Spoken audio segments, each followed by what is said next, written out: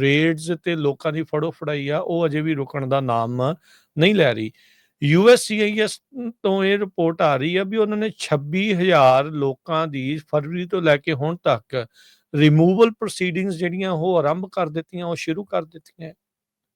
ਜੀ ਬਿਲਕੁਲ। ਸੋ removal proceeding ਇੱਕ ਤਾਂ ਜਿਹੜੇ ਲੋਕੀ ਬਾਰਡਰ ਟੱਪ ਕੇ ਆਉਂਦੇ ਸੀਗੇ ਉਹ ਤਾਂ ਆਲਰੇਡੀ ਰਿਮੂਵਲ ਪ੍ਰੋਸੀਡਿੰਗ 'ਚ ਹੁੰਦੇ ਹੀ ਸੀਗੇ ਜੀ। ਸੋ ਹੁਣ ਇਹ ਕੀ ਕਰ ਰਿਹਾ ਕਿ ਜਿੱਦਾਂ ਕਿਸੇ ਦਾ ਵਿਆਹ ਵਾਲਾ ਕੇਸ ਫੇਲ ਹੋਇਆ, ਕਿਸੇ ਦਾ ਸਟੂਡੈਂਟ ਵੀਜ਼ਾ ਡਿਨਾਈ ਹੋਇਆ, ਕਿਸੇ ਦਾ TPS ਖਤਮ ਹੋਇਆ, ਤੇ ਉਸ ਤੋਂ ਬਾਅਦ ਇਹ ਕੀ ਕਰਦੇ ਸੀਗੇ ਕਿ ਪਹਿਲਾਂ ਇਹ ਚਿੱਠੀ ਪਾ ਦਿੰਦੇ ਸੀਗੇ ਕਿ ਤੁਸੀਂ ਚੱਲ ਜਾਓ, ਤੁਹਾਡੇ ਕੋਲ ਇੰਨੇ ਦਿਨ ਹੈਗੇ ਆ।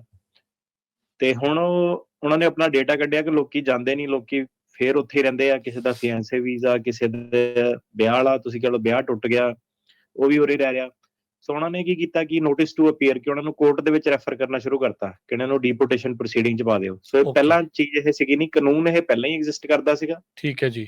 ਪਰ ਤੁਸੀਂ ਇੱਕ ਤਰ੍ਹਾਂ ਕਹਿ ਲਓ ਕਿ ਇੱਕ ਲੈਗ ਜਿਹਾ ਸੀਗਾ। ਹੁਣ ਜਿੱਦਾਂ ਟੂਰਿਸਟ ਵੀਜ਼ੇ ਤੇ ਮੰਨ ਲਓ ਬੰਦਾ ਓਵਰਸਟੇ ਕਰ ਗਿਆ, ਕਾਫੀ ਸਾਰੇ ਕਰਦੇ ਸੀਗੇ, ਹੂੰ। ਉਹਨੂੰ ਕਦੀ ਏਦਾਂ ਨਹੀਂ ਹੁੰਦਾ ਸੀਗਾ ਕਿ ਉਹ ਇਮੀਗ੍ਰੇਸ਼ਨ ਕੋਰਟ ਮੋਰੇ ਡੀਪੋਰਟੇਸ਼ਨ ਪ੍ਰੋਸੀਡਿੰਗ ਮੋਰੇ ਪਾ ਦਿੰਦੇ ਸੀਗੇ, ਸਟੂਡੈਂਟਾਂ ਨੂੰ ਨਹੀਂ ਪਾਉਂਦੇ ਸੀਗੇ। ਤੇ ਹੁਣ ਬੇਸਿਕਲੀ ਉਹ ਇੱਧਰ ਨੂੰ ਚੱਲ ਗਿਆ ਕਿ ਉਹਨਾਂ ਨੂੰ ਨੋਟਿਸ ਟੂ ਅਪੀਅਰ ਇਹ ਫਟ ਜਿਹੜਾ ਇਸ਼ੂ ਕਰ ਦਿੰਦੇ ਆ। ਹੂੰ। ਤੁਸੀਂ ਫਰਕ ਦੇਖ ਲਓ ਕਿ ਬਾਈਡਨ ਦੇ ਕਾਰਜਕਾਲ ਦੇ ਵਿੱਚ ਲੋਕੀ ਕਹਿੰਦੇ ਸੀ ਯਾਰ ਸਾਨੂੰ ਦਿਓ NTA, ਆਪਾਂ ਕੋਰਟ ਦੇ ਵਿੱਚ ਜਾਈਏ, ਆਪਣਾ ਕੇਸ ਕਰੀਏ। ਉਹ ਕਹਿੰਦੇ ਸੀ ਕਿ ਨਹੀਂ, ਸਾਡੇ ਕੋਲ ਟਾਈਮ ਨਹੀਂ ਹੈਗਾ। ਤੇ ਹੁਣ ਜਿਹੜੇ ਹੈਗੇ ਲੋਕੀ ਕਿ ਉਹਨਾਂ ਨੂੰ ਚਾਹੀਦਾ ਨਹੀਂ NTA ਤੇ ਉਹਨਾਂ ਨੂੰ ਇਹ ਦੇ ਰਹੇ ਆ। USCIS ਬੇਸਿਕਲੀ ਆਈਸ ਵਾਲਿਆਂ ਦੀ ਮਦਦ ਕਰਨ ਲੱਗ ਪਈ, ਉਹਨਾਂ ਨੂੰ ਇਨਫੋਰਮ ਕਰ ਦਿੰਦੇ ਆ, ਉਹ ਪਹੁੰਚ ਜਾਂਦੇ ਆ। ਕਈਆਂ ਦੀ ਅਰੈਸਟ ਵੀ ਉੱਥੇ ਹੋਈ ਆ। ਤੇ ਹਫਤੇ ਦੇ ਵਿੱਚ ਲਗਭਗ 1900 NTA ਜਿੱਦਾਂ ਇਹਨਾਂ ਨੇ ਇਸ਼ੂ ਕਰਨੇ ਸ਼ੁਰੂ ਕਰਤੇ ਆ USCIS ਵਾਲਿਆਂ ਨੇ। ਅੱਛਾ। ਇਹ 2800% ਇਨਕਰੀਜ਼ ਹੈਗਾ। ਵਾਓ। ਤੁਸੀਂ ਲਾ ਲਓ, ਇੱਕ ਹੁੰਦਾ ਨਾ 100% ਇਨਕਰੀਜ਼ ਦਾ ਮਤਲਬ ਡਬਲ ਹੋ ਗਈ ਚੀਜ਼, 2800% ਇਨਕਰੀਜ਼ ਕਰਤਾ।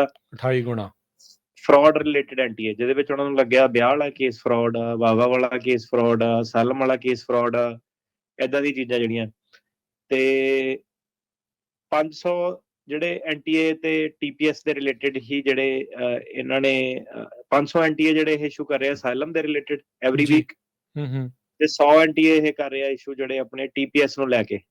ਤੇ TPS ਦਾ ਆਪਣੇ ਮੁਲਕ ਦੇ ਵਿੱਚ ਤਾਂ ਨਹੀਂ, ਜਿਹੜਾ ਤੁਸੀਂ ਕਹ ਲਓ ਐਪਲੀਕੇਬਲ, ਪਰ ਕਾਫੀ ਲੋਕਾਂ ਦੇ ਕੇਸਾਂ ਦੇ ਵਿੱਚ ਇਹ ਸੀਗਾ।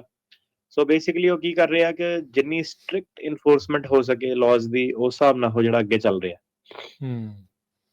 ਸੋ ਪੂਰਾ ਹੀ ਕਹਿ ਸਕਦੇ ਆ ਵੀ ਸਖਤੀ ਆ।